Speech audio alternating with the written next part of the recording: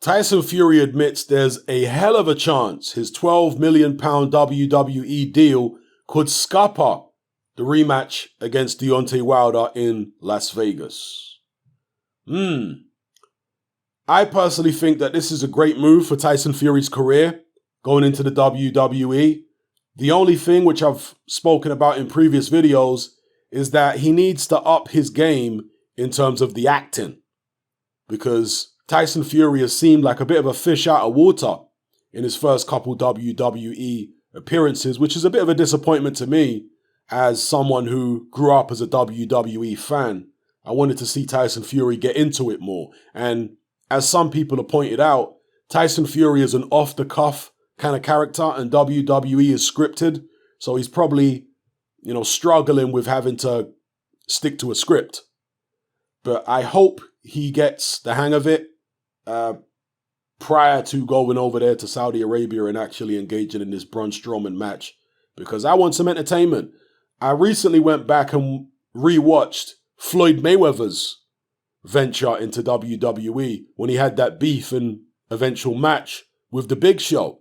And Mayweather, to his credit, did fantastically well in terms of the acting. He did tremendously well. Mike Tyson, yeah, he was very awkward in WWE, but he still, kind of got into it and whatnot. Tyson Fury, to me, is the most disappointing in terms of his performance in WWE. He's got it in him. I know he's got it in him because he's such a colorful character in boxing. So he needs to somehow channel that colorful character into his WWE performances. Hopefully he can.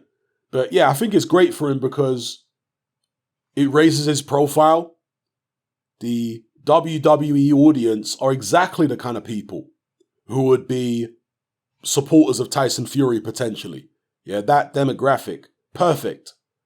And if he does well enough in WWE by way of, capturing the imagination of the WWE fans and entertaining them sufficiently, if he does that well enough, it could cross over into his boxing and he could become a bigger star in the United States.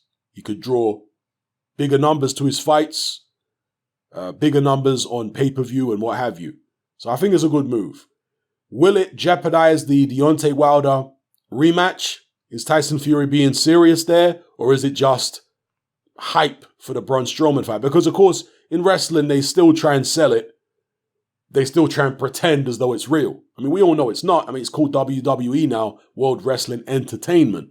Obviously, that was to do with, the World Wildlife Fund dispute over the name, but, still over the acronym.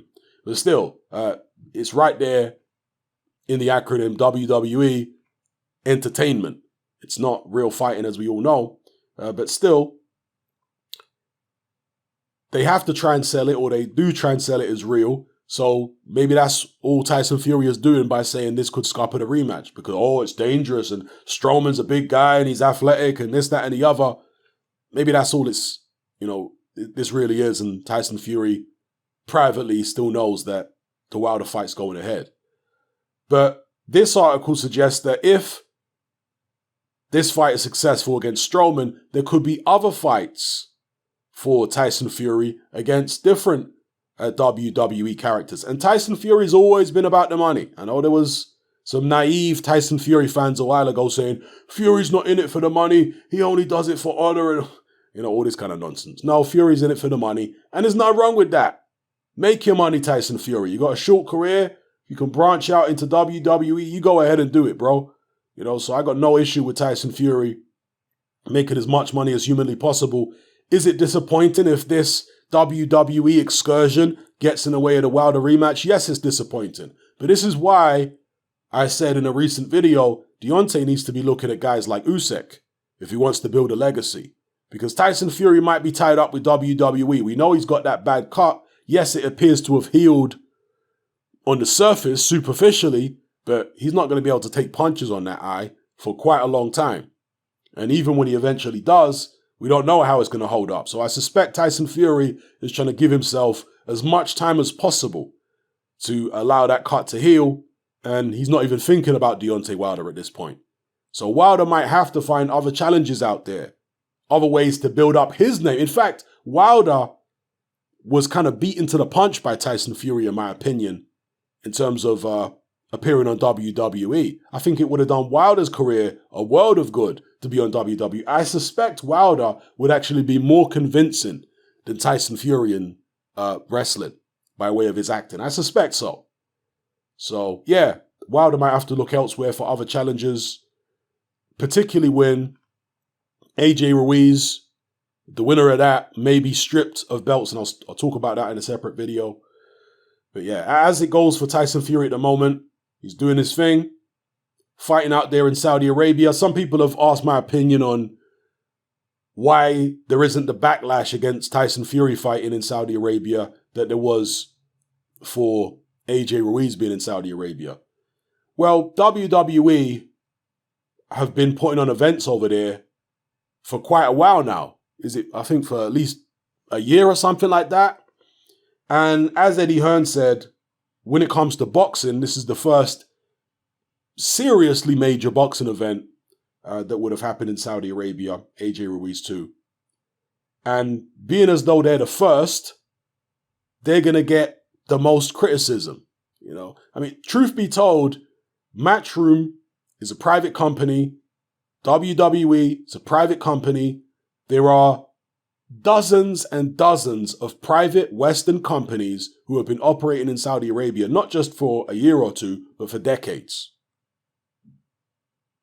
That's the reality, okay? So how many Western companies do you want to boycott? Those who are outraged about AJ Ruiz happening in Saudi, and you may have legitimate reasons, but how many Western companies are you going to boycott? Because you look on your local high street, all the, different chains, the clothing stores, the food outlets and all that kind of stuff, they're in Saudi Arabia as well. You do realize that, yeah? I don't know what kind of country you think Saudi Arabia is in, but they have shopping malls. Many of the Western retail outlets are right there in those shopping malls in Saudi Arabia and have been for decades. Car manufacturers, car showrooms, they're right out there. Western car showrooms are in Saudi and have been for decades. Are you going to boycott them too? I think people are being a little naive and a little ignorant when it comes to stuff like that. But Tyson Fury never criticized AJ Ruiz being in Saudi, perhaps with the knowledge that he would be fighting in Saudi himself in the WWE, but perhaps because he really doesn't see any issue. So I've got no criticism of Tyson Fury fighting Braun Strowman in Saudi. No issue at all.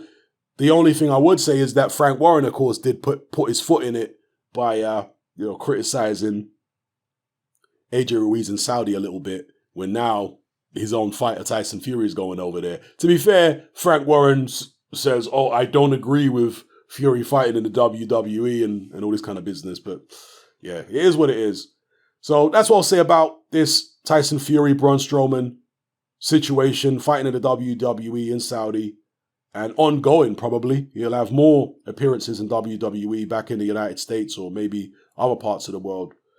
So, and interestingly, Frank Warren did mention that from the new year, 2020, WWE is going to be on BT Sport in the UK. Yeah, or BT in the UK. It's one of their channels. I'm assuming BT Sport. So that could help Tyson Fury even in the UK. Because at the moment it's obviously on Sky. And again, that's one of the ironic things. But ongoing in the UK, it's going to be on BT Sport, according to Frank Warren. So they could help build Tyson Fury's brand on the BT platform if he continues to engage in these wrestling events. Let me know what you guys think in the comment section below. It's happening, I'm out. Join me on Patreon. I upload a minimum of 2 podcasts every single week, covering a wide variety of controversial topics, as well as live stream Q&A sessions. Take a look on screen right now at some of the podcasts I've produced so far. For just $3 a month, the equivalent of about £2 a month, you get access to all my new podcasts and my entire back catalogue of past podcasts, including my popular Confessions of a Nightclub Bouncer series. You can listen on your computer or on your smartphone or tablet by downloading the Patreon app from the Google Play Store or the App Store for free. The Patreon app also allows you to download each podcast in MP3.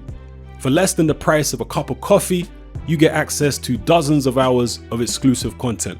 It's easy to sign up, there's no contract, and you can cancel at any time. So come and join our community of free and critical thinkers by signing up with me here on Patreon today.